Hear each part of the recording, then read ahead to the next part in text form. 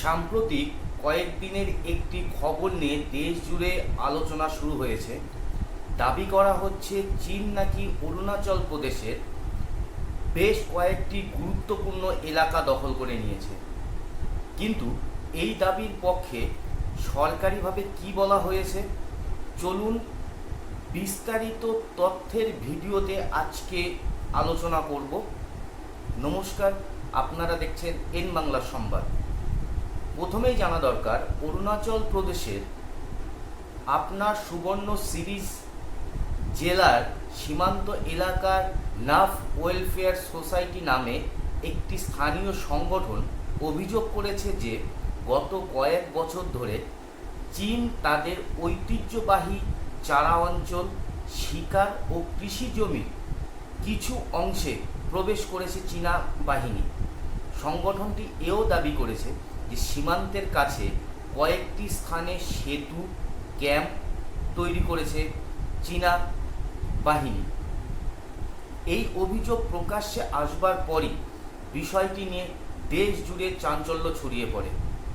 এরপরেই ময়দানে নামে ভারতীয় সেনাবাহিনীর পক্ষ থেকে একটি প্রেস কনফারেন্স করে জানানো হয় যে সংবাদ মাধ্যমে প্রকাশিত চীনা সেনা নতুন করে অরুণাচল প্রদেশের ভিতরে ঢুকে ক্যাম্প করেছে, এই ধরনের খবর সম্পূর্ণ ভিত্তিহীন এবং সঠিক নয়। সেনাবাহিনীর পক্ষ থেকে স্পষ্টভাবে জানানো হয়েছে, সাম্প্রতিক চীনের অরুণাচল প্রদেশের অনুপ্রবেশে যে দাবিটি করা হয়েছে সেটি সম্পূর্ণ ভিত্তিহীন।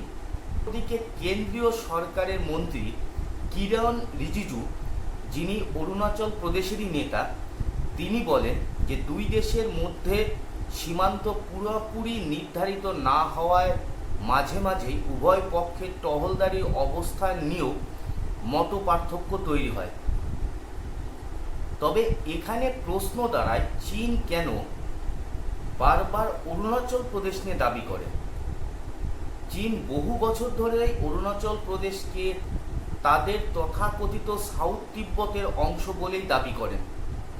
কিন্তু ভারত স্পষ্ট জানিয়ে এসেছে অরুণাচল প্রদেশ ভারতের অবিচ্ছেদ্য অঙ্গ।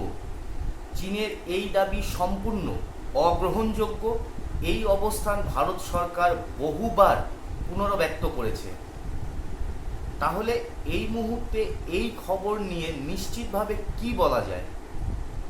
দেখুন, একদিকে স্থানীয় সংগঠন সীমান্তবর্তী এলাকায় চীনের উপস্থিতি বৃদ্ধি নিয়ে অভিযোগ তুলছে, অন্যদিকে ভারতীয় সেনা এবং কেন্দ্র সরকারের পক্ষ থেকে এই অভিযোগকে সম্পূর্ণভাবে অস্বীকার করা হচ্ছে। তাই বর্তমান পরিস্থিতিতে চীনের অরুণাচল প্রদেশের গুরুত্বপূর্ণ এলাকাগুলি দখল নিয়ে সরকারিভাবে নিশ্চিত কোনো তথ্য নেই।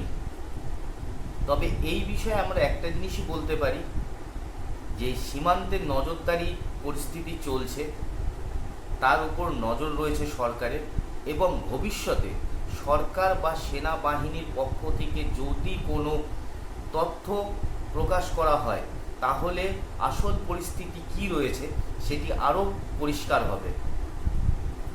এই বিষয়টি নিয়ে আপনারা কি ভাবছেন?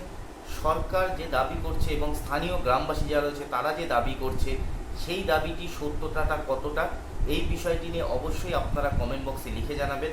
আর এই ধরনের ভিডিও যদি আপনারা দেখতে চান তাহলে অবশ্যই আমাদের চ্যানেলটিকে সাবস্ক্রাইব করে আমাদের সঙ্গে থাকুন। সকলে ভালো থাকুন, সুস্থ থাকুন।